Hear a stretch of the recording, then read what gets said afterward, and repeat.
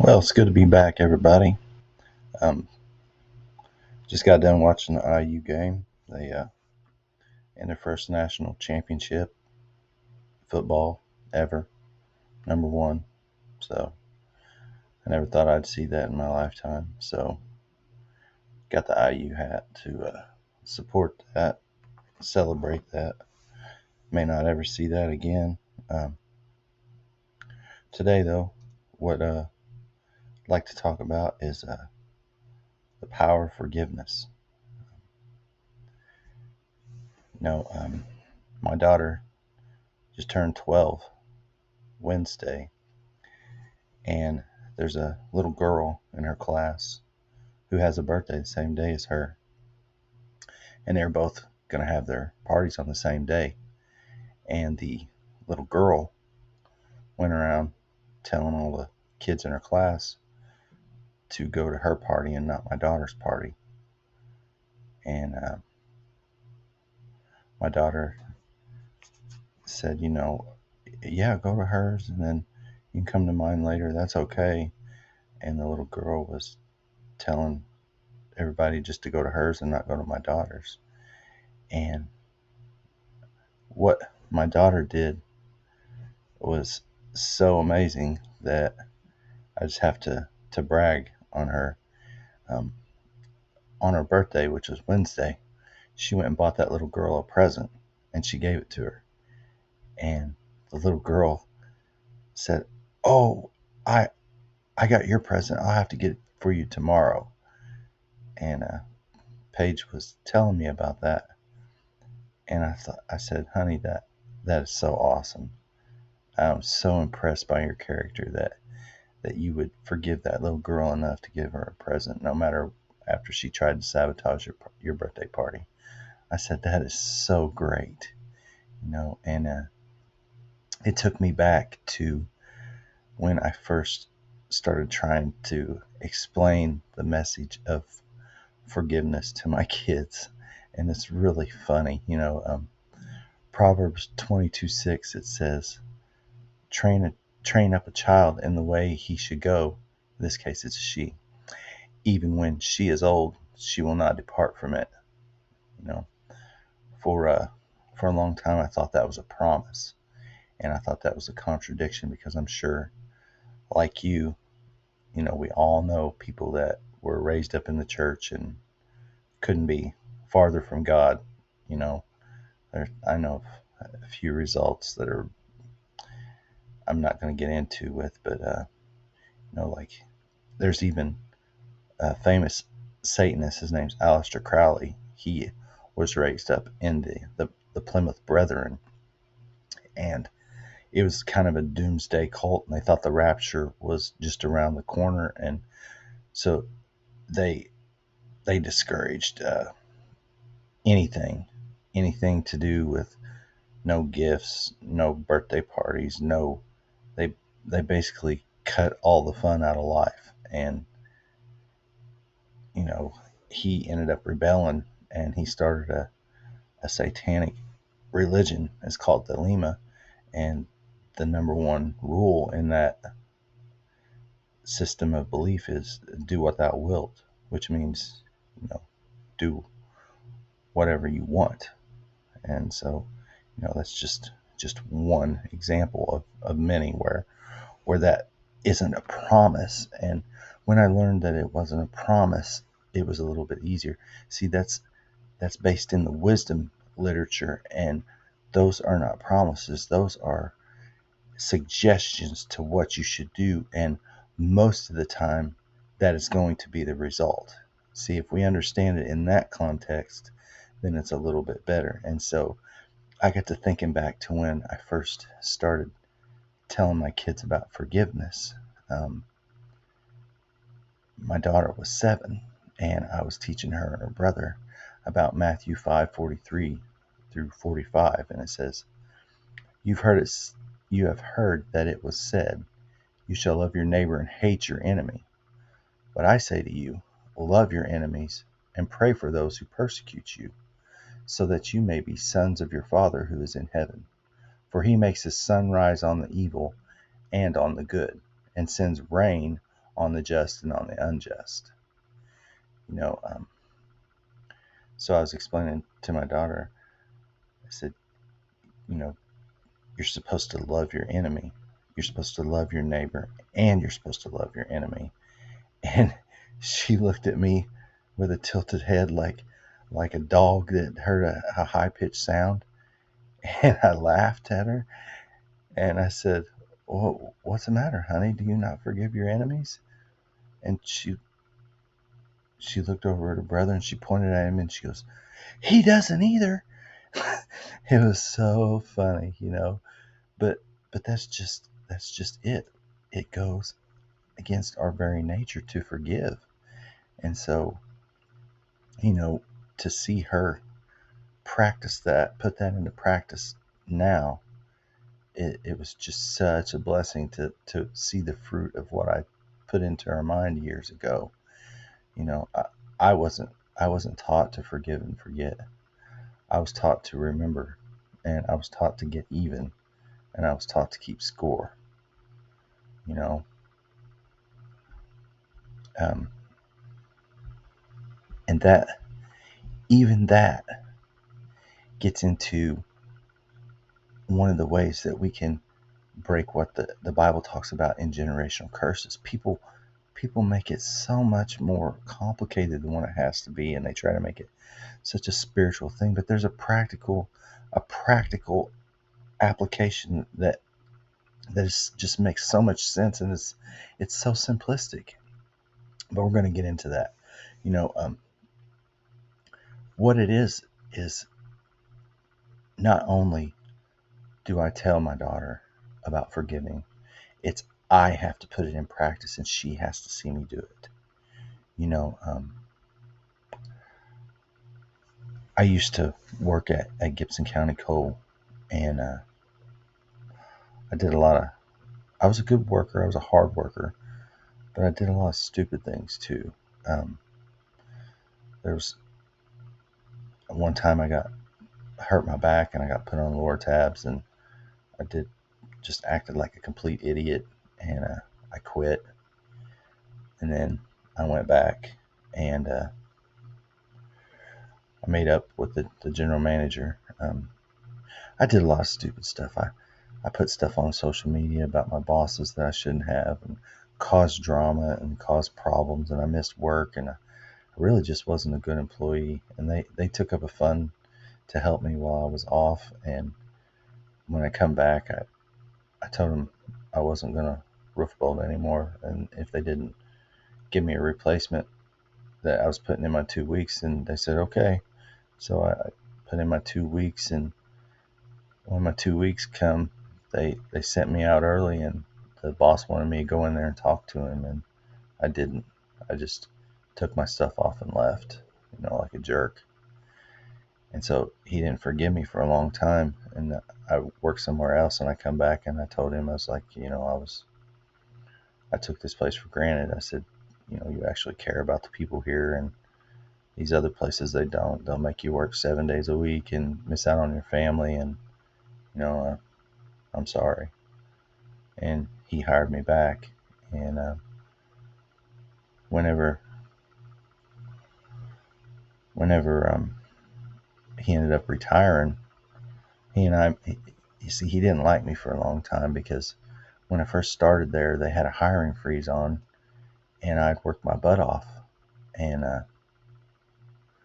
well, instead of hiring me, who was a temporary, they hired another employee's son straight off the street.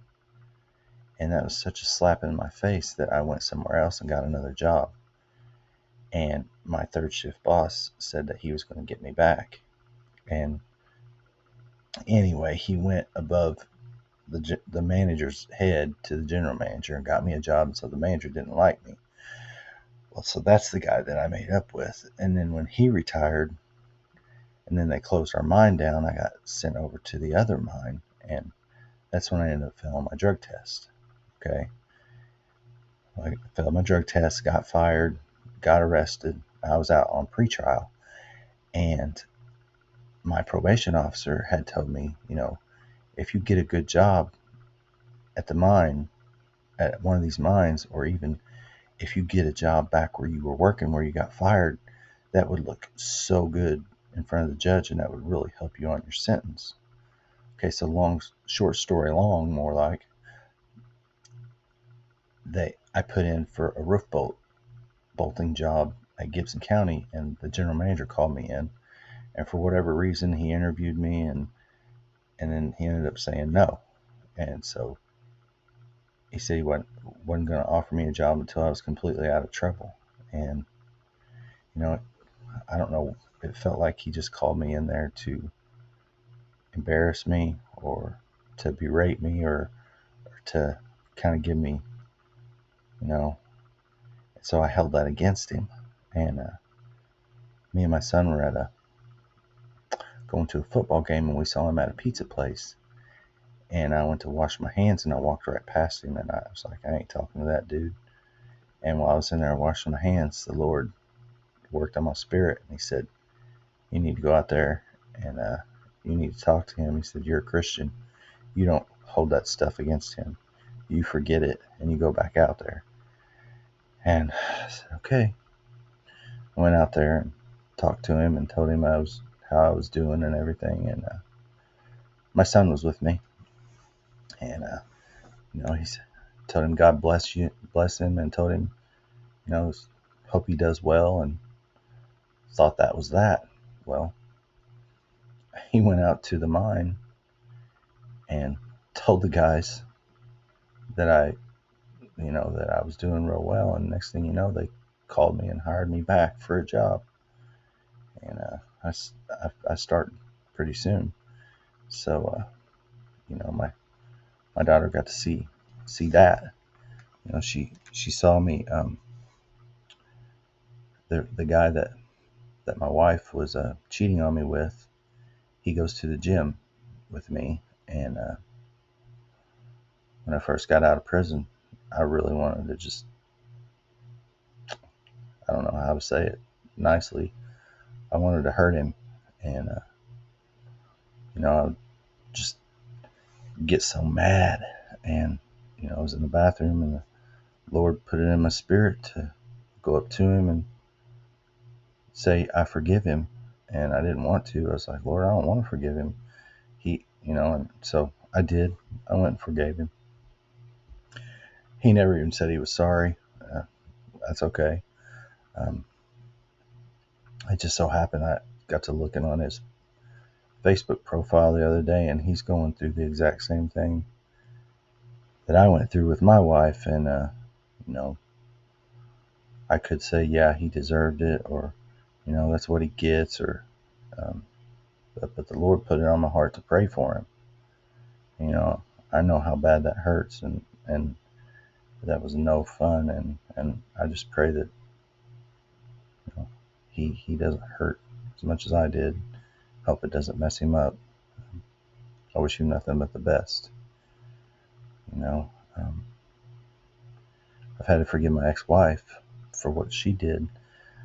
I never told my kids what she did. She would always tell the kids that she was just a bad wife, and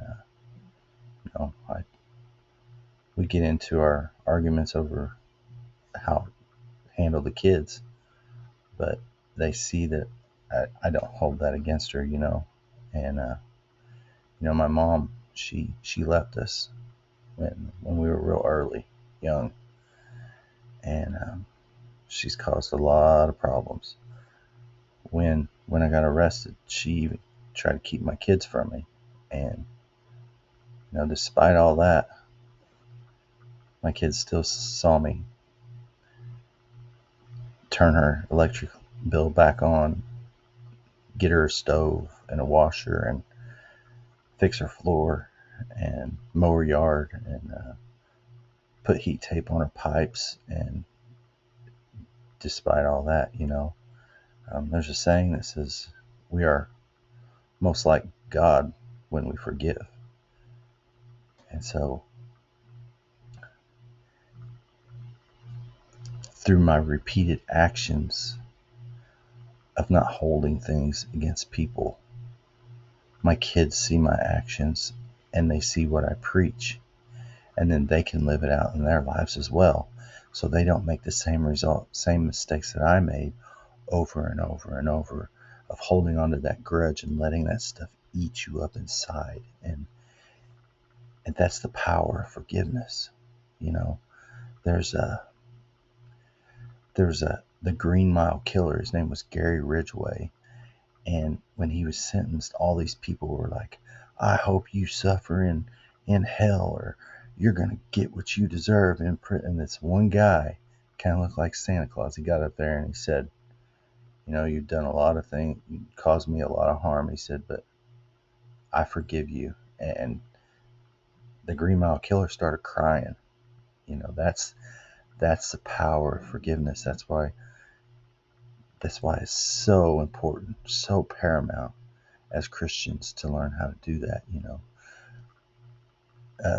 What really helped me the most in my journey of forgiveness is, because I'm not a forgiving person. Like I said, I wasn't brought up to do that.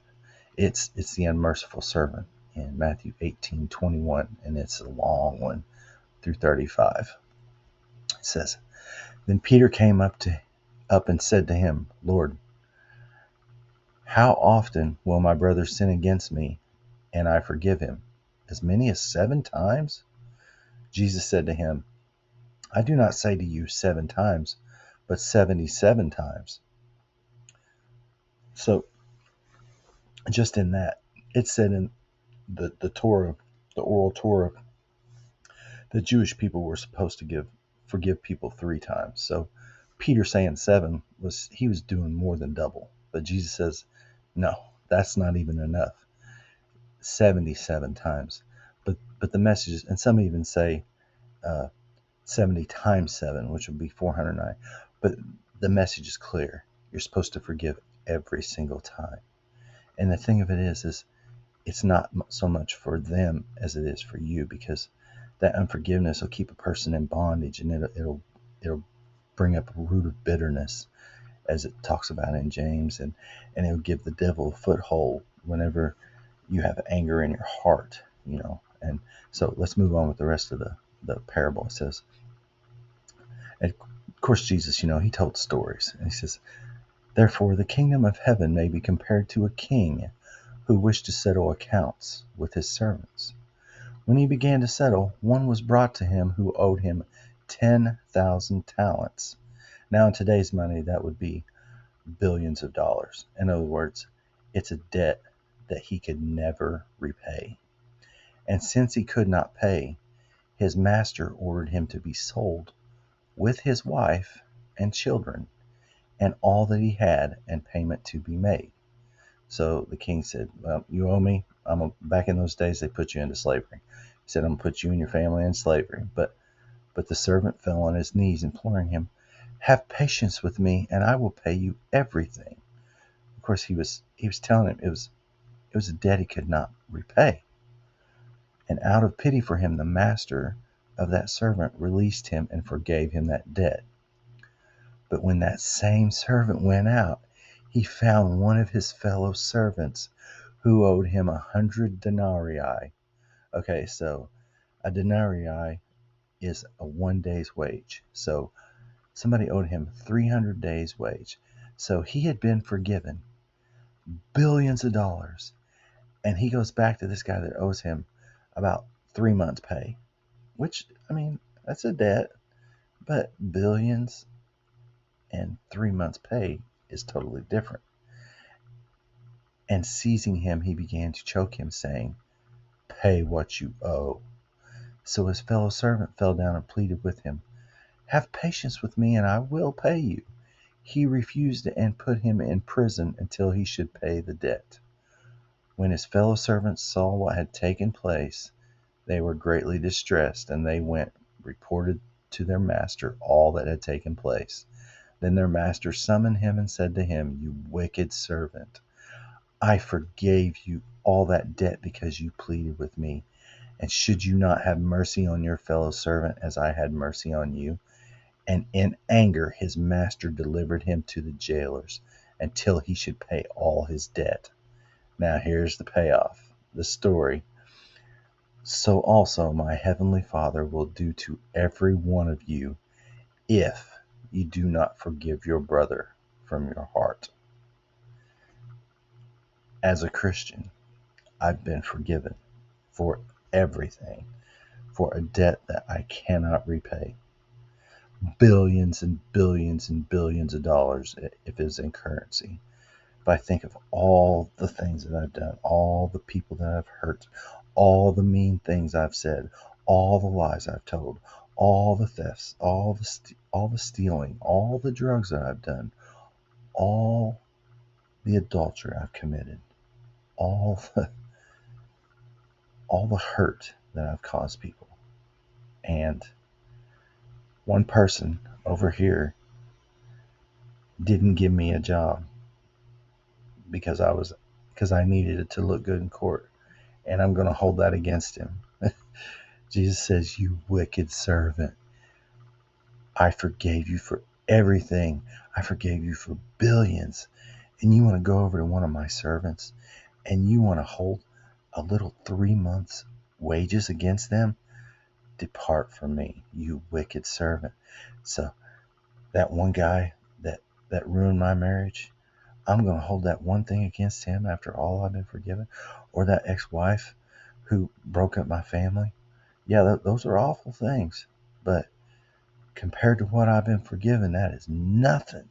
That is nothing. And whenever I realized that, oh man, that struck me just deep. And man, I try to think of that whenever people make me mad and I don't want to forgive them. It's like, but I've been forgiven of more than what I deserve, or what I can ever pay back. I have to let it go. I have to let it go. There's one more scripture that I think of. It's Psalm 103, and it says, "As far